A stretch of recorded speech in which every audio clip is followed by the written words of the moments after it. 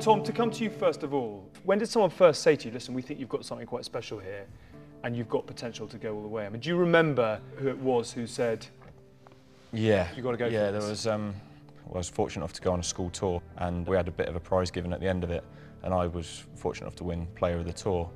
My coach at the time signed one of his old jerseys and wrote a little message on it, and at the bottom he put FEC in capitals. And I didn't know what it meant, and he made me wait for a few days before he'd tell me, and eventually he said future England captain, and he said, sure, I genuinely believe you've got that in you. So that was the moment that kind of I've always remembered and kept that shirt, and I'm still in touch with them. Mark Thomas was my coach at Woodland School, and Paul Harrison were my two big mentors at school. And did you speak to him? Did you call him? Did you drop him a line when you did eventually captain? Yeah, of course, yeah. I mean, they all got a call to say, just to let you know, I'm making my debut at the weekend and I want to thank you for all your involvements and things like that. But those two guys in particular were a real big influence through school. So how long have you two actually been playing together? So we went to the same school for about 6 months. I was about 14. We always played in the same backline. We had a pretty good backline. Was he any good? Him? Yeah. Yeah, brilliant. Always. I have to say that. You have to because you're next to me. Did you ever play against each other? Did you know each other before you kind of went to the same school and got on the circuit together? We crossed paths, I think, once, eh? Yeah, we were playing rugby league basically. Saddleworth Rangers, we was at home. He was playing for Wigan St. I can't remember. You can't. And we was getting battered in the first half.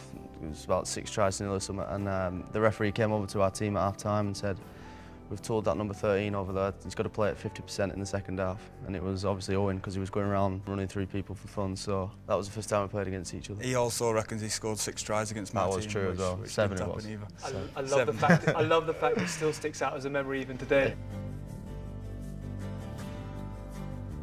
When you look back at, I suppose, the formative years before the sort of the professional element began, is there anyone who stands out who sort of gave you perhaps a bigger boost than others? There was an amateur coach called Keith Brennan who coached me at my local club, and he was brilliant for me. He instilled a lot of confidence in me, and he was a lover of the game of rugby, and I could just go and chat to him whenever I wanted about rugby and go and have a sit down and just talk casually. And to this day we still speak now, and he's very supportive, and I think he's coming to the game at weekend, so that'll be nice. And for you?